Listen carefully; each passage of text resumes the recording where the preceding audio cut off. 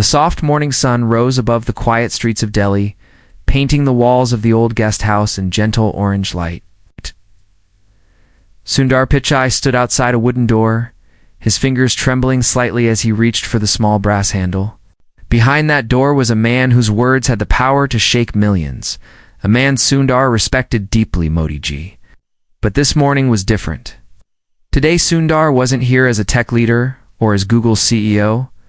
He was here as a son, as a simple man searching for answers only Modi ji could give him. The night before, Sundar had barely slept. His mother's voice kept echoing in his mind, a voice filled with worry and love.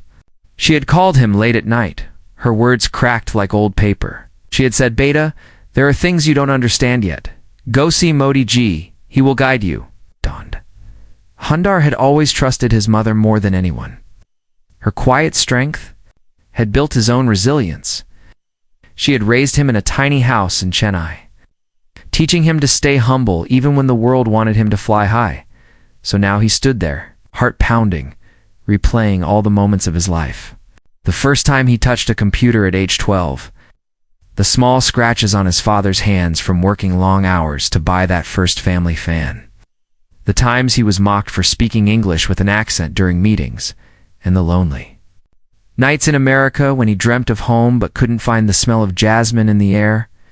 All those memories burned inside him like a quiet fire, pushing him forward. He knocked lightly, no answer. He knocked again, a bit harder this time. Silence swallowed him, heavy and cold. Almost turned away, afraid of disturbing Modi ji so early. But then he remembered his mother's voice again, and he knew he couldn't leave.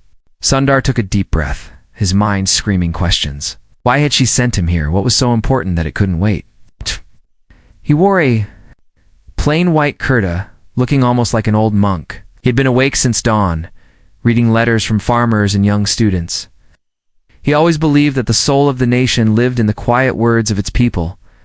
When he heard the knock, he felt a strange energy shift in the air, like a river changing course. Slowly, Modi ji stood up and walked toward the door. He opened it halfway, enough to see Sundar's nervous face. For a few seconds, they just looked at each other. Sundar's eyes carried oceans of unspoken pain and hope. Modi ji saw it immediately. He had seen this same look in the eyes of many young leaders, artists, and simple villagers who came to him looking for direction. "Why do you stand outside, Beta?" Modi ji asked softly, breaking the heavy silence. His voice was calm but carried an ocean's depth. Sundar swallowed hard. He had spoken on the world's biggest stages, but now he felt like a small child who forgot his lines during a school play. He tried to answer, but no words came out. Instead, tears formed at the edge of his eyes, threatening to fall. Modi ji gently pushed the door open wider and stepped aside. "Come in," he said, his eyes kind but sharp. Like a wise grandfather who had already read the ending of the story, Sundar stepped in, his legs feeling weak. The room was simple, almost empty. A small wooden table stood in the center with a single clay cup of chai. There was a worn-out book on the table, its pages yellowed and soft. On the walls hung a few photos, a farmer standing proudly with his harvest, a young girl studying under a street lamp, an old woman holding a lotus flower. Each photo felt like a window into countless silent stories of the country. Modi ji gestured for Sundar to sit down. Sundar lowered himself onto the chair, feeling the weight of invisible eyes watching him. He looked at Modi ji, who remained standing, staring out of the window as if he was looking beyond the city, beyond time itself. "I know why you are here," Modi ji finally said without turning around. Sundar's breath caught in his throat. He didn't know what to say. Felt as if his soul had been gently pulled from his chest and placed on the table for examination. Modi ji turned and looked at Sundar, his eyes glowing with a deep, patient light. "You are carrying a heavy burden. It's not just as a leader, but as a son, as a man who has crossed oceans, but still searches for home." Sundar finally spoke, his voice low and shaky. "Modi ji, my mother, she asked me to come to you. She said you would show me the path. But I don't even know what path I'm supposed to look for. I feel lost. So many people rely on me, yet I feel like I don't know who I really am anymore." Modi Ji nodded slowly, as if he had expected these words. He sat down across from. Soon, are his movements calm and deliberate. When a river flows, it doesn't question its direction. It just flows, trusting the mountains and the valleys to guide it. But sometimes the river forgets that it comes from a tiny spring, hidden in the rocks. It forgets that it started small. Sundar felt a strange warmth flood his heart. He had heard many motivational speeches in his life, but this felt different. This felt like truth dressed in simple words. Modi Ji continued, "Your mother did not send you here to find a new path. She sent you here to remember your old one. The one you walked as a young boy in Chennai, barefoot, dreaming under the night sky. The path that taught you kindness when you had nothing, that taught you humility when you had everything." Sundar closed his eyes, and for a moment he could hear the sound of the old streets. The laughter of neighborhood children, the call of the tea seller at dawn. He saw his father returning home late at night, tired but smiling. He saw his mother saving every rupee to buy his school books. Tears finally rolled down Sundar's cheeks, warm and endless. He felt like he had been holding them in for decades. He looked at Modi Ji and whispered, "I don't know if I can go back to that boy. The world expects so much from me now. They see me as a symbol of success. I don't want to disappoint them." Modi Ji leaned forward and gently placed his hand on Sundar's beta. The world doesn't need perfect symbols. It needs real humans who can feel, who can cry, who can stand up again after falling. If you remember your roots, you will never disappoint anyone. You have not come to find something new. You have come to reclaim what was always yours. The room fell silent again, but this time the silence felt peaceful, like the quiet after a long, heavy rain. Sundar felt a strange strength rising in him, a soft voice deep inside, reminding him that he had never truly been alone on this journey. Just then, there was a light knock on the door. A young boy entered, holding a tray with 2 steaming cups of chai. He looked at Sundar with wide eyes, almost starstruck. Sundar smiled weakly, wiping his tears quickly. The boy placed the cups on the table and bowed before leaving silently. Modi Ji picked up his cup and motioned for Sundar to do the same. They sipped the chai slowly, the warmth spreading through their bodies. Sundar felt as if the simple chai was washing away layers of dust from his heart. After a long pause, Modi Ji spoke again. "Tomorrow you will face a room full of powerful people. They will question you, challenge you, maybe even try to break you. Remember this chai, this room, this silence. Remember that the real power does not come from their applause or their approval. It comes from the simple truth inside you." Sundar nodded, feeling a strange fire building in his chest. He felt like he had come to the edge of a dark forest, and had finally seen the first rays of morning light. Suddenly, a loud phone rang, breaking the soft moment. Modi Ji answered quickly, his expression changing as he listened. He turned to Sundar, his eyes sharp now. "There is something you need to know. It cannot wait." Sundar leaned forward, his heart pounding again. He could see a storm forming. In Modi Ji's eyes, something big, something that could change everything. Modi Ji placed the phone down slowly and looked directly at Sundar. His next words came out like a quiet thunder. "Your mother, she didn't just send you here for guidance. She knew what was coming. There is a truth about your family that you must learn tonight." Sundar's hands trembled as he gripped the edge of the table. His mind raced with questions. What truth? What had his mother been hiding all these years?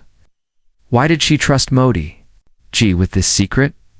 As the room filled with a heavy silence again, Sundar realized he was standing at the edge of something much larger than himself, something that could shake his entire world. He looked at Modi Ji, his voice barely a whisper. "What do you mean?" Modi Ji took a deep breath, closing his eyes for a moment, as if gathering strength from somewhere deep within. Then he opened them slowly, fixing Sundar with a gaze that seemed to see beyond walls, beyond time, beyond the flesh and bones. "It is time you learned the real story of your father," Modi Ji said quietly, each word hitting Sundar like a stone.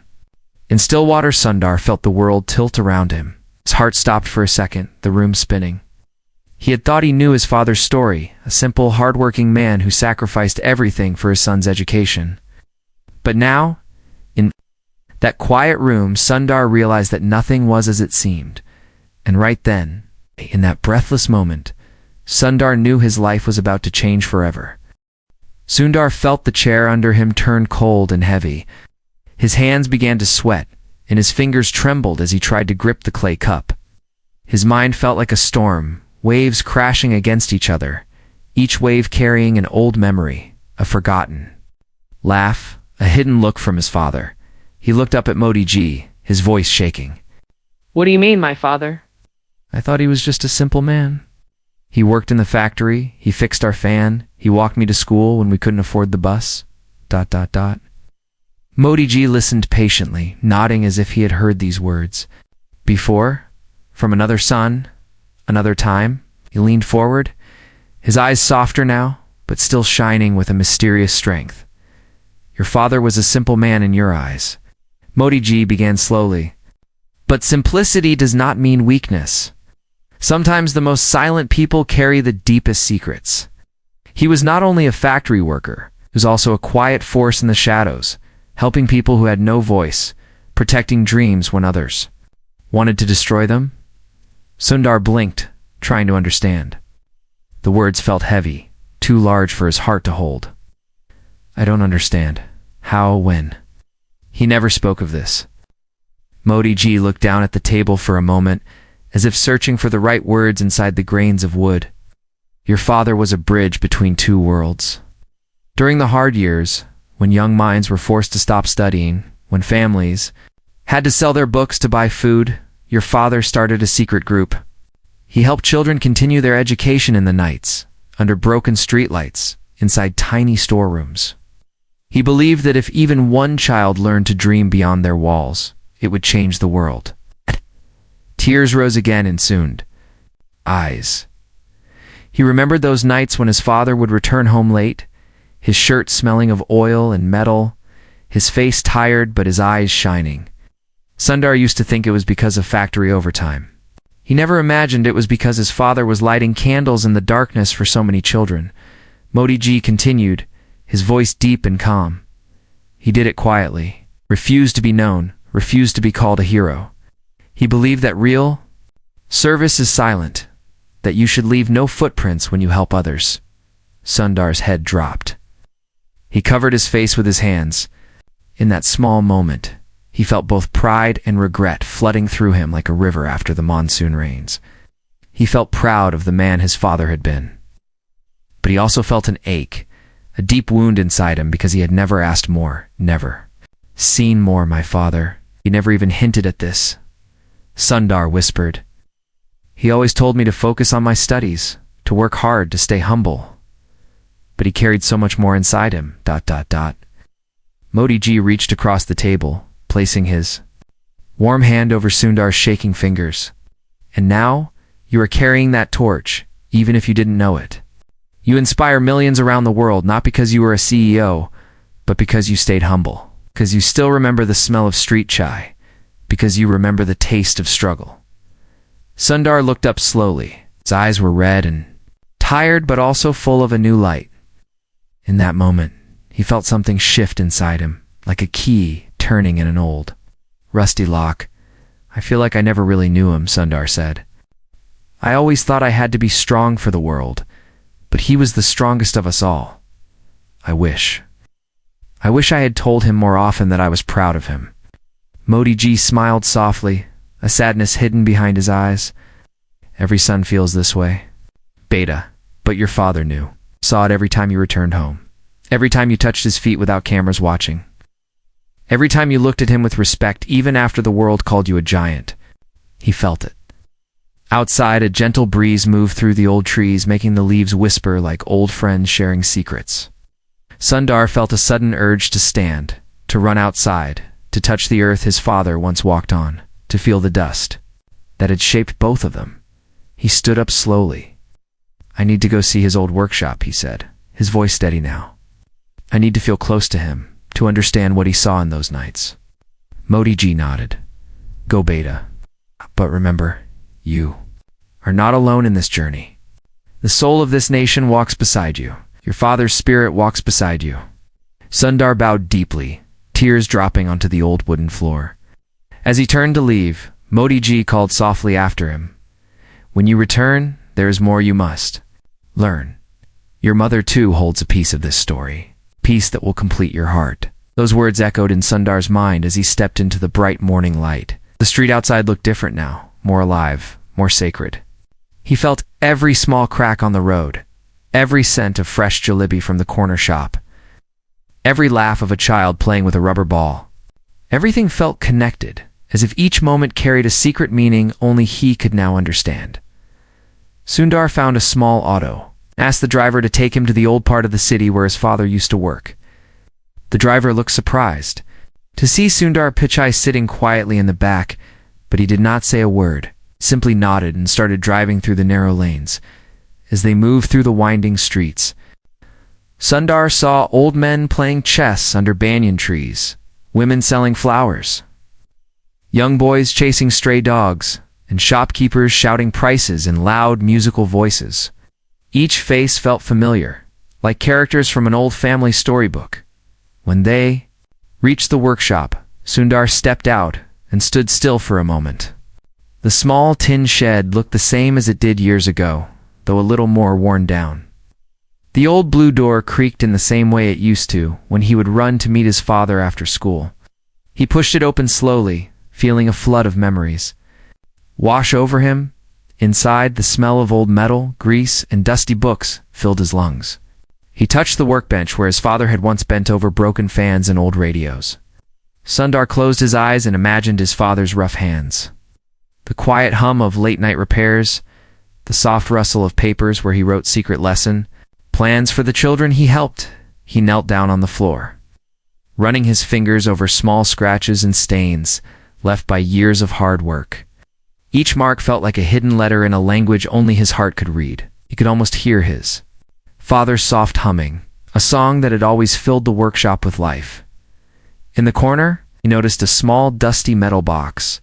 Sundar slowly opened it and found old letters, notebooks with faded writing, photographs of children. Children who had once sat in this workshop learning to dream beyond the walls of poverty. One photo showed his father with a group of kids. His father stood in the middle, his eyes bright, his arms around two small boys. Sundar recognized one of the boys immediately. It was him, younger, his hair messy, his smile pure and full of hope. He felt a sharp pain in his chest. He had been part of this secret world without ever realizing it. He had thought those nights were just ordinary. He had thought his father's extra hours were just for money. Sundar sat down on the dusty floor, holding the photo to his heart. For the first time in years, he let himself cry without stopping, without shame, without the fear of cameras or headlines. He cried like a boy who had just discovered a whole new universe hidden inside a single tear. After what felt like an eternity, he stood up, wiping his face. He looked around the workshop one last time, his eyes promising to remember every nail, every stain, every silent sacrifice. He stepped outside, the evening sun now sinking behind the old buildings, throwing long shadows across the ground. He felt a strange calmness inside him, a quiet strength rising from somewhere deep within. As he walked back toward the main road, took out his phone and called his mother. His voice was soft but firm. "Amma, I want to talk. I need to know the rest." She stayed silent for a moment, then said quietly, "Come home, Beta. It's time." Those words felt like the final key, turning in the last lock. Sundar knew that his journey wasn't just about leading Google or building technology. It was about reconnecting with the people who had made him who he was. The father who built dreams in silence, and the mother who held secrets in her gentle heart. As the stars began to appear in the sky, Sundar started walking, step by step, back toward his old home. With every step, he felt the pieces of his life coming together, the broken pieces slowly finding their place again. But as he reached the edge of the street, he noticed a dark car parked outside. Two men stood near it, watching him closely. Sundar felt a chill run down his spine. One of the men stepped forward, his eyes cold and sharp. He handed Sundar a small folded paper. Sundar opened it with shaking hands and read the few words written inside. He looked up at the men, his face pale. They nodded once and stepped back into the car, driving away without a sound. The paper fell from Sundar's hands and drifted too. The ground, like a quiet whisper, stood frozen, the words burning into his mind, shaking the earth under his feet. The note read, "Before you go home, meet me at the old banyan tree. Your mother is not who you think she is." Sundar felt the world shift again. The ground moved beneath him. Every answer he thought he had found now turned into 1,000 new questions. He stood there, under the early night sky, breathing hard, his heart racing, as if he had stepped into a completely different story, and in that quiet moment, he realized he had no choice but to follow this new path, no matter where it would lead him. The cool night air pressed against Sundar's face as he stood frozen on the empty street. The paper's words repeated in his mind like a haunting song. "Your mother is not who you think she is." He bent down and picked it up again, reading it over and over, hoping the letters would change, hoping it was a cruel mistake. But they remained the same, silent and heavy. He looked up at the dark sky. Stars flickered above him, indifferent to his storm below. For a moment, he wanted to run straight home, wrap his arms around his mother, and hear her soft voice tell him everything was all right. But deep inside, something pushed him forward, a small voice that sounded like his father's, reminding him to finish what he started, no matter how hard it became. Sundar started walking, each step echoing in the quiet streets he passed. Shuttered shops and stray dogs sleeping under broken lights. The city felt different tonight, as if it was holding its breath, waiting to see what he would do next. After what felt like an endless walk, he reached the old banyan tree.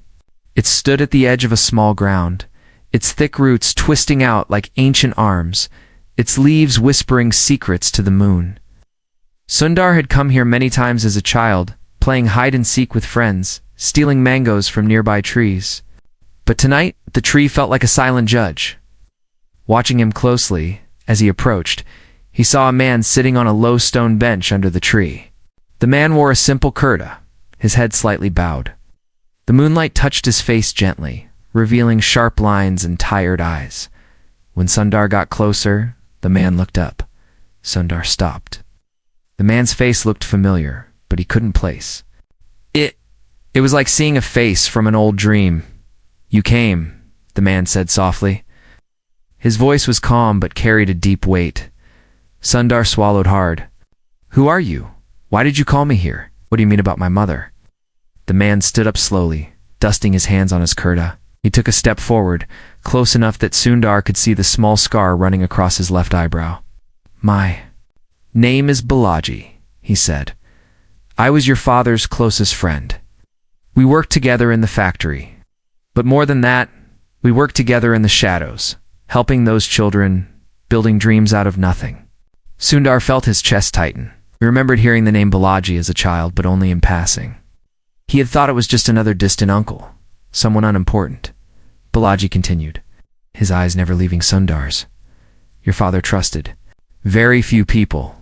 I was one of them. And your mother, she was the strongest among us." Sundar stepped back, shaking his head.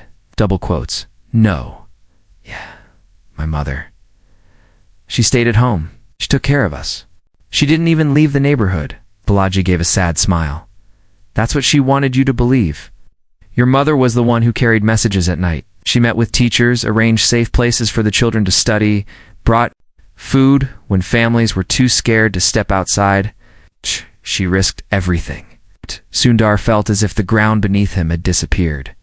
His mother, the quiet woman who made his lunch, who tied his shoelaces, who whispered prayers before he left. For exams. He thought she was the softest, most delicate part of his life.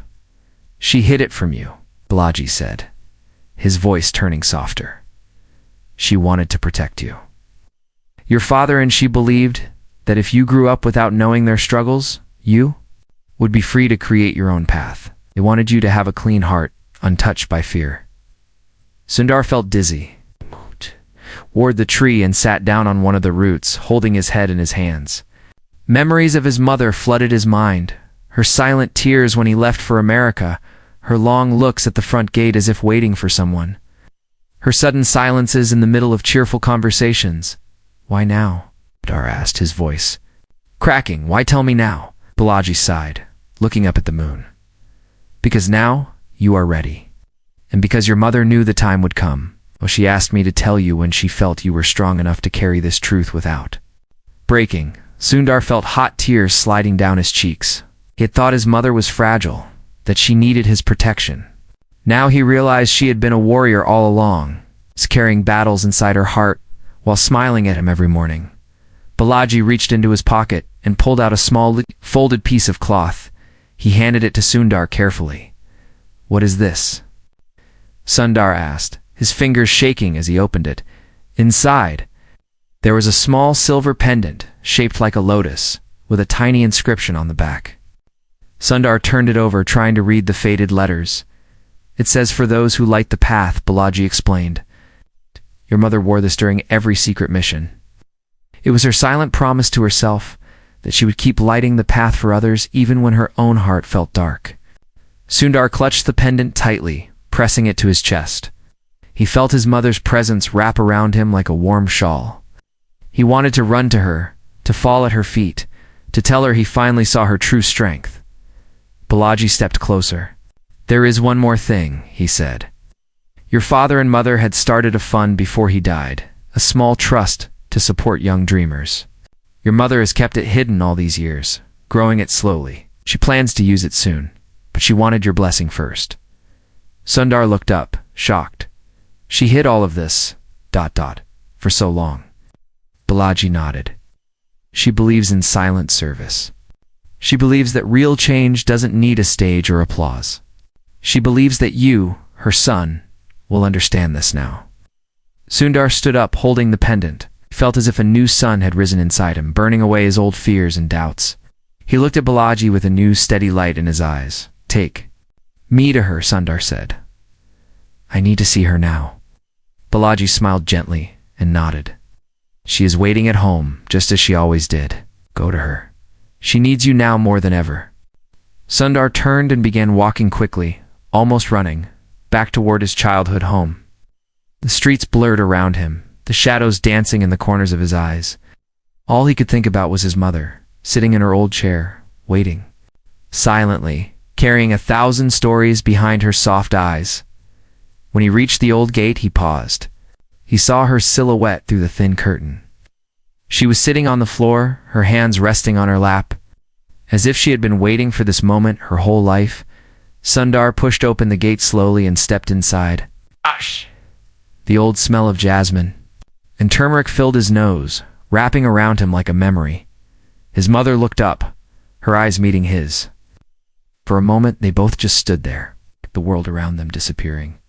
Sundar dropped to his knees in front of her, tears streaming down his face. He held out the pendant with shaking hands. She looked at it, her eyes filling with tears too, but she did not move. AMM. Sundar whispered, his voice breaking. "I know everything now. I know who you really are. I know about Appa, about the children, about the fund. I know." She reached out and touched his face gently, her fingers trembling. "Beta," she whispered, "I was so afraid this truth would break you. But look at you, ... You are stronger than we ever dreamed." Pressed his forehead to her knees, sobbing uncontrollably. She ran her hands through his hair slowly, like she did when he was a small boy afraid of thunder. After what felt like forever, she gently lifted his head and looked into his eyes. "Your father always believed you would carry the light forward," she said, "but we wanted you to do it your way, with your own spirit. Now, it is your turn to decide what that light means." Sundar nodded, wiping his tears.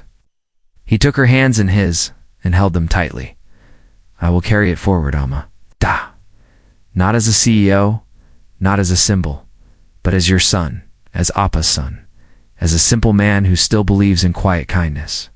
She smiled. Then, the most peaceful and proud smile he had ever seen.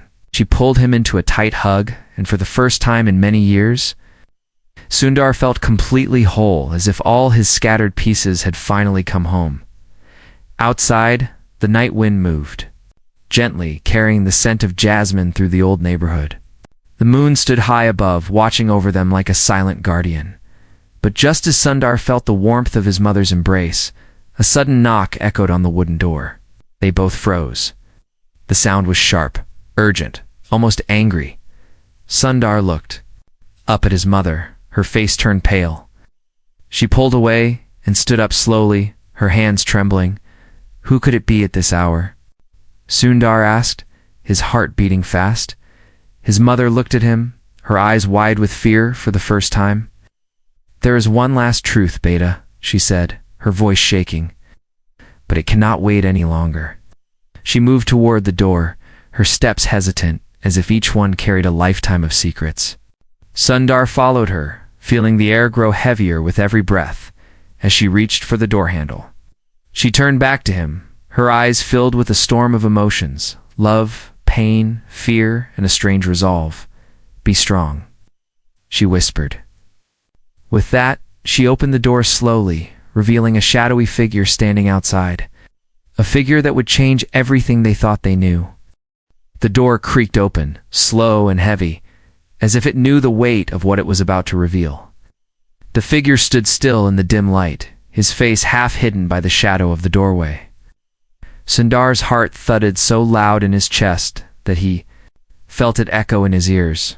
His mother's hand trembled on the door handle. Her eyes locked on the visitor with a look Sundar had never seen before, a mix of recognition, fear, and a deep, aching sadness. The man stepped forward, letting the faint moonlight fall on his face. He was older, with hair streaked in gray, a sharp jawline softened by the years, and eyes that seemed to carry entire lifetimes of secrets. His clothes were simple, a worn kurta and faded shawl draped across his shoulder. "Amma," he said softly, his voice carrying the weight of 1,000 silent nights. "It has been a long time." Sundar felt his knees weaken. He looked at his mother, searching for answers in her eyes, but she only stared at the man, frozen like a statue carved from grief. Finally, she spoke, her voice barely above a whisper. "Why are you here, Hari?" The name struck Sundar like a bolt of lightning. He had heard that name before, in old stories his mother shared when he was a boy, stories of a childhood friend who disappeared one night and was never seen again. In those stories, his mother's voice always turned softer, almost like she was talking to herself. Hari stepped further into the room, closing the door behind him gently. He looked around the old house, his eyes pausing on the framed photos, the small wooden idols, the jasmine garlands hung on the walls. "I had to come," Hari said. "He deserves to know the whole truth." Sundar felt his breath catch. "The whole truth? What do you mean? Who are you really?" Hari turned to him slowly, his eyes meeting Sundar's with a deep, painful intensity. For a long moment, no one spoke. Sundar felt like the walls around him were closing in, the air growing thicker with every passing second. Hari finally sighed, stepping closer. "You look so much like him," he said, almost to himself. "The same eyes, the same fire." Sundar felt a sharp pain in his chest. "Like who? Say it clearly." His mother placed a hand on his arm, trying to steady him. But her own hands were trembling too hard to offer any real comfort. Hari looked at her, his voice breaking. "We can't hide it any longer, Mira." She closed her eyes, a tear slipping down her cheek. "I know," she whispered. Hari turned back to Sundar. He took a deep breath, as if gathering strength from every corner of his soul. "Dar, your father, the man you knew, the man who raised you, who taught you to dream. He was your father in every way that truly matters. But he wasn't your biological father." The words fell into the room like shattered glass. Sundar felt the ground tilt beneath him. He staggered backward, his hand flying to his chest as if to stop his heart from exploding. "No, no. This can't be true," Sundar gasped. His mother moved closer, her eyes flooding with tears. "Beta, listen. Your Appa loved you more than life itself. Chose you. He protected you as his own son from the moment he held you in his arms." Sundar shook his head violently. "All my memories. All those nights. His hands, his voice. Hari stepped forward, his own eyes now shining with tears. It's true. When you were just a baby, your mother and I, we were in love. We had dreams of changing the world together, but fate tore us apart. Your mother married your father, who was his closest friend. He accepted you without a second thought, and he raised you with more love than any biological father ever could. Sundar felt like he couldn't breathe. He dropped to his knees, his mind flashing with images, his father's tired face after long shifts, his soft voice telling bedtime stories, his gentle hands fixing broken toys. How could all of that be a lie? His mother knelt beside him, her hands cupping his face. "Beta, look at me," she cried. "He was your real father in every way that matters. Blood doesn't make a father. Love does. Sacrifice does. He gave up everything for you." Sundar sobbed uncontrollably, his head dropping into his mother's lap. She rocked him back and forth, her own tears falling into his hair. Hari stood there, his head bowed, silent and shaking. After what felt like an endless storm of tears, Sundar finally looked up. His voice came out as a broken whisper. "Why now? Tell me this now." Hari knelt down beside them. "Because you were at a crossroad," he said softly. "Your mother didn't want to burden you with this while you were finding your own path. But now, you need to know where you truly come from. The fire that burns in you isn't just from your father's love. It is from a legacy of two men who chose different kinds of strength."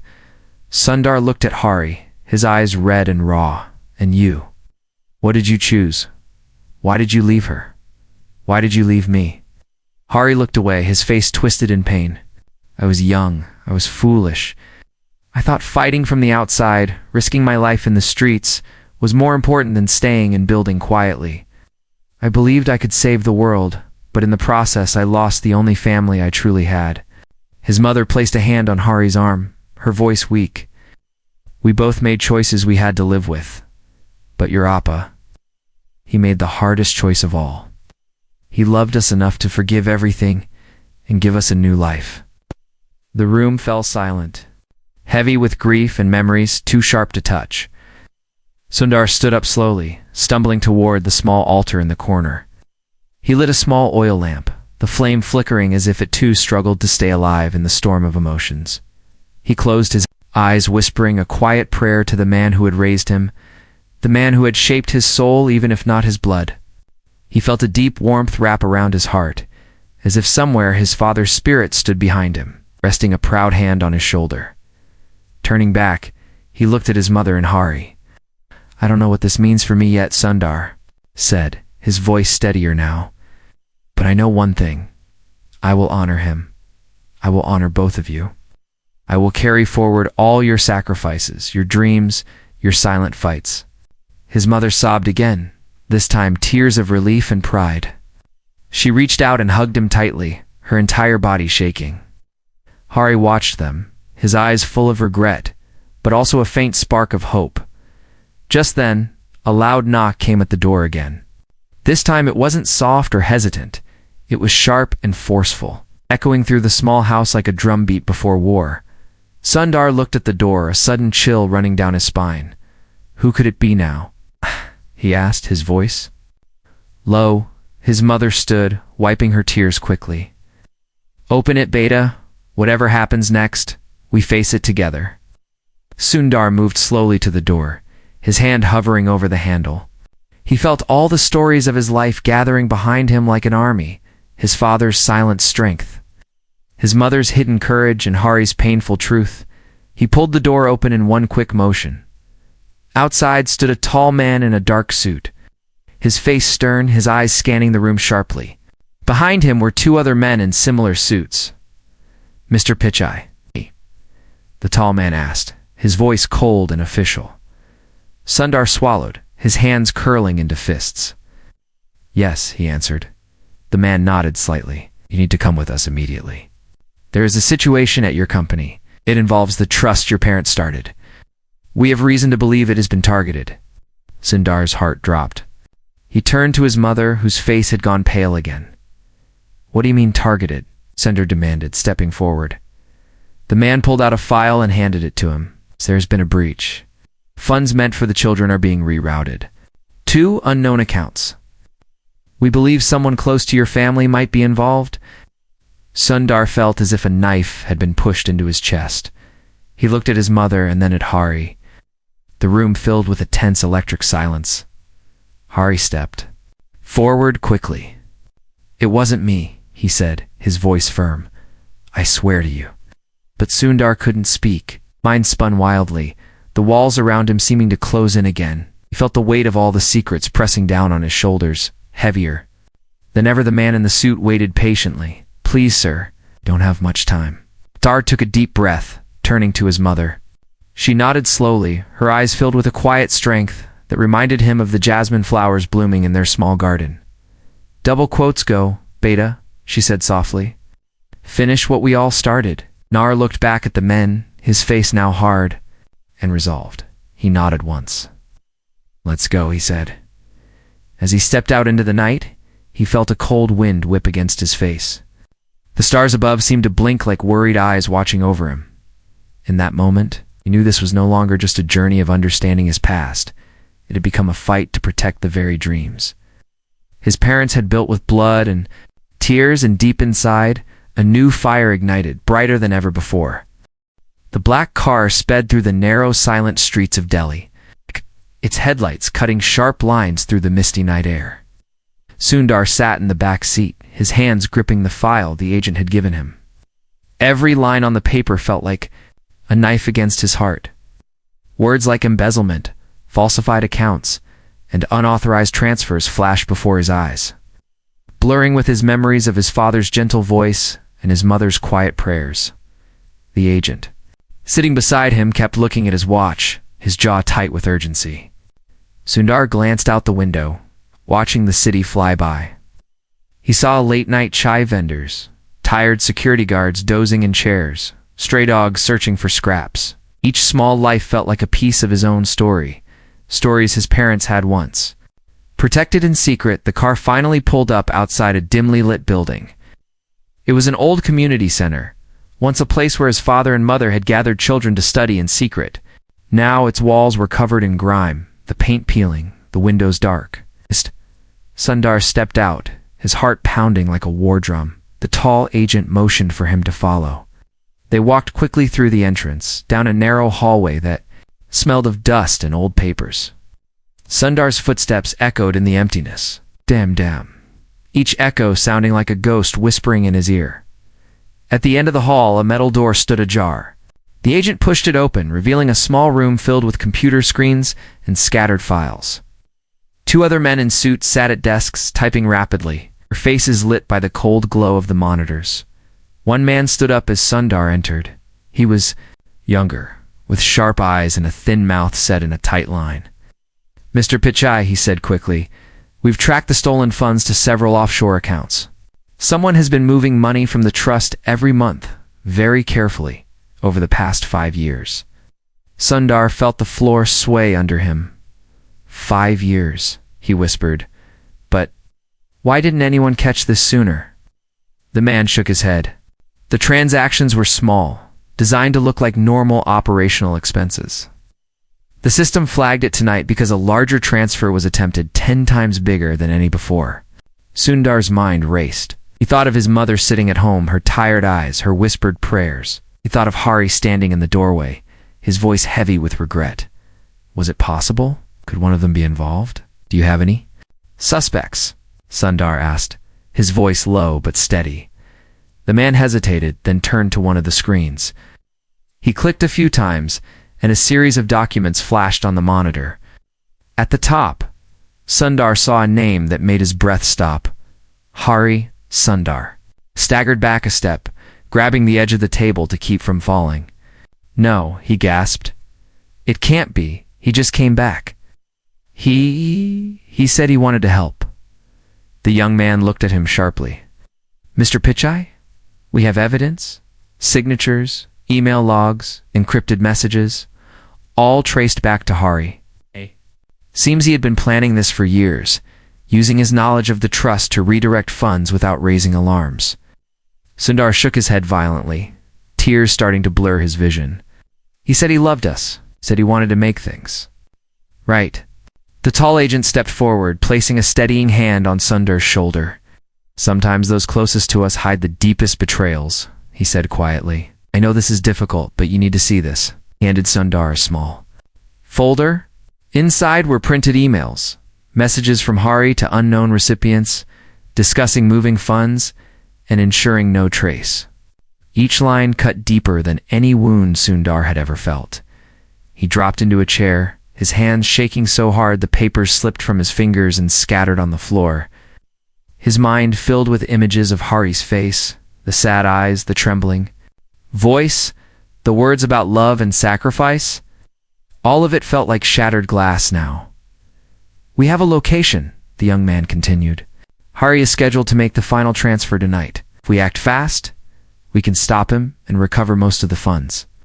Sundar looked up, his face pale and strained. Where is he? The young man tapped the screen again. At your family's old warehouse on the outskirts of the city. He used it as a cover, saying it was for storage of educational supplies. Rage, pain, and a sharp sense of betrayal burned through Sundar's veins. He stood up, his fists clenched at his sides. Take me there, he said, his voice steady despite the storm inside him. I need to face him myself. The agents exchanged a quick look, then nodded. We'll go immediately, the tall one said. They moved quickly back to the car. As they drove into the dark outskirts, Sundar felt memories claw at his mind, his father's secret lessons, his mother's late-night whispers, Hari's sudden return. All of it now felt like pieces of a puzzle whose true shape he had never seen. The car screeched to a halt outside the warehouse. The building loomed like a silent giant, its broken windows staring out into the darkness like blind eyes. The agents moved swiftly, spreading out to cover the exits. Sundar stepped forward, his feet heavy, every step echoing in the hollow night inside. He saw a dim light flickering at the far end. He moved toward it, his breath ragged, his heart pounding against his ribs. He pushed open the door and saw Hari, hunched over a laptop, typing furiously. Stacks of documents and cash bags surrounded him. Hari looked up, his face pale as death. For a moment their eyes locked to lives that had once been woven together by love and hope, now torn apart by betrayal. Sundar, Hari breathed, his voice trembling. I can explain. Sundar took a shaky step forward, his voice low and sharp. Explain. You lied to me. You lied to Amma. You stole from the children, the very children you said you wanted to help. Hari dropped his gaze, his fingers twitching helplessly. I thought I could fix everything. I was drowning in debts. People came after me. They threatened me. Didn't want to hurt anyone. I only wanted to survive. Sundar felt his anger boil over. You destroyed everything my parents built. You betrayed their trust, their dreams. My father gave up everything for those children. Hari's eyes filled with tears. I know. I was weak. I didn't know how to ask for help. I thought I could repay it quietly later, return everything once I was safe. Sundar's voice cracked as he shouted, and if you didn't, what about those children? What about all the lives that depended on that fund? Hari collapsed to his knees, sobbing, his hands covering his face. I don't deserve forgiveness, he whispered. I don't deserve anything. Sundar stepped closer, his own tears flowing freely now. You were supposed to be family, he said, his voice trembling. You were supposed to stand with us. Hari didn't answer. His sobs echoed through the empty warehouse, mixing with the soft hum of the laptop. Sundar felt something inside him break, a sharp pain that reached deeper than any wound he had ever known. Behind him, the agents entered slowly, surrounding Hari. One of them knelt and handcuffed him carefully, reading him his rights. Hari didn't resist. He just hung his head, his shoulders shaking violently. Sundar stood there, staring at the man who had once been a silent part of his family's story, now reduced to a broken shadow. For a moment, he felt an urge to turn away, to run back to his mother and hide from this cruel reality. But then he heard his father's voice in his heart. Face the storm, even when it breaks you. Taking a deep breath, Sundar stepped forward. He knelt beside Hari and whispered, "I will never understand why you did this, but I will not let your betrayal destroy everything. I will rebuild the trust, protect every child it was meant for. And I will do it in the name of my father, my mother, and every silent fighter who came before us." Hari looked up slowly, his eyes empty and lost. "I'm sorry," he croaked. "I'm so sorry." Sundar stood, his tears falling onto the dusty ground. He turned away, feeling the weight of centuries on his shoulders. As the agents led Hari out of the warehouse, Sundar followed slowly, each step heavy but firm. Outside, the first light of dawn painted the sky in soft pink and gold. Birds began to stir in the trees, their songs breaking the long, cold silence of the night. Sundar looked up at the sky, his chest rising and falling with each heavy breath. He felt the warmth of the morning sun touch his face, a quiet promise of new beginnings. But deep inside, he knew this was only the beginning of another battle to heal the wounds, to restore trust, to honor the legacy of love and sacrifice that his parents had built with their entire lives. As he watched Hari being taken away in the dark car, Sundar pressed his hand to his chest, feeling the lotus pendant under his shirt, the final gift from his mother, the symbol of silent strength. And somewhere in the soft morning wind, he felt a whisper, like his father's voice saying, "You are ready now, my son." The morning sun rose higher in the sky as Sundar stood silently in front of the old warehouse. The warm light wrapped around him like a gentle shawl, but inside, he felt a storm raging. He watched the car carrying Hari disappear into the cities. Busy roads, taking with it years of secrets, betrayals, and broken dreams. Sundar turned his face to the wind, breathing deeply. It reminded him of his childhood mornings in Chennai, when his father would wake him early for school. His mother waiting with warm idlis and coconut chutney. He closed his eyes. Seeing their faces, hearing their voices in the quiet echoes of his heart, an agent approached carefully, his steps slow and respectful. "Mr. Pichai, we recovered most of the funds. The children will be safe. Your family's work will continue." Sundar opened his eyes, nodding slowly. "Thank you," he said softly. "Please make sure every rupee goes to them, every single one." Sensing Sundar needed this moment alone, Sundar looked down at his hands. It's the same hands his father once held when crossing busy streets. The same hands his mother cleaned and bandaged when he scraped them as a boy. Now, these hands carried the weight of two legacies, one of silent sacrifice, and one of betrayal turned into redemption. He took a deep breath and began walking, step by step, back toward the city. Each step felt heavy but strong, as if each movement planted new roots in the earth. He didn't take a car this time. He wanted to feel the ground under his feet, to remember every crack and stone that had shaped him. When he reached home, the old gate creaked open, as if it recognized his soul coming home. Stood slowly when she saw him, her eyes filling with tears. Sundar walked straight to her and knelt down, pressing his forehead to her knees. "About." She placed her trembling hands on his head, her tears falling into his hair. "Beta," she whispered back, her voice soft like the morning breeze. "We always knew you would find your way. Your heart was always pure. That is why we hid the heavy truths, so your spirit could grow strong before carrying them." Sundar looked up at her, his own eyes overflowing. "Mama, I will protect everything you both built. I'll guard those children, those dreams, the way Appa would have wanted. The world can call me anything they like, CEO, leader, visionary, but here in this home, I am only your son." She pulled him into a hug, holding him so tightly it felt like she was trying to stitch his broken pieces back together with her warmth. Sundar felt the weight slowly lift from his shoulders, replaced by a deep, quiet strength. They sat together for a long time, saying nothing, just listening to the rustle of the jasmine flowers and the distant calls of morning vendors. Sundar stood and looked around the small courtyard. "Amma, I want to reopen Appa's workshop," he said. "I want it to become a place where children can learn, where they can build their dreams with their own hands. No big banners, no cameras, just pure learning like it was in the beginning. His mother's eyes lit up, a soft smile blooming on her lips. That is what he would have wanted, she said, and so would I. They walked to the old workshop. He looked at the scattered parts, the old fan still hanging in the corner, the faded photos on the wall. He felt like he had stepped into his father's heartbeat. He took a small stool and sat in the middle of the room, closing his eyes. He could almost hear his father's low humming, the clink of metal tools. Sundar said suddenly, opening his eyes, I want to start today. I want every child who walks in here to feel the love that built it. She nodded, her hands wiping her eyes again and again, even though her tears kept coming. They worked side by side all morning. Sundar swept the floors, wiped the old benches, arranged the tools.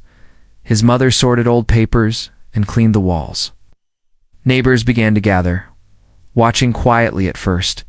Then slowly some came forward to help, bringing water, lending brooms, offering small snacks. Word spread quickly. By noon, young people from the neighborhood started arriving, curious and excited. A few of them offered to help rebuild the shelves. Others began scrubbing the windows. Sundar stood at the doorway, watching it all, his eyes shining with quiet pride. His mother came to stand beside him, placing a gentle hand on his arm. This is the real inheritance your father wanted to leave you. Sundar nodded, feeling the final pieces of his heart fall into place. He realized then that he was never truly lost, never truly alone. To this small workshop filled with light and laughter, as the sky turned orange and pink, a small girl tugged at Sundar's sleeve. She held up a tiny wooden car she had just finished painting. Uncle, she said shyly, do you like it? Sundar knelt down, taking the small car in his hands, his eyes wide with wonder. It's beautiful, he said warmly. You have magic in your hands. The girl beamed, running back to show her friends. Sundar looked up at the sky, feeling a soft breeze on his face, as if his father was whispering from somewhere beyond the clouds. Well done, my son. Night finally fell, and the children left one by one, promising to return the next day. Sundar and his mother stood together in the quiet, the soft glow of the single hanging bulb lighting the room. He turned to her and said, no matter what the world throws at me now, I know who I am. I know where my strength comes from.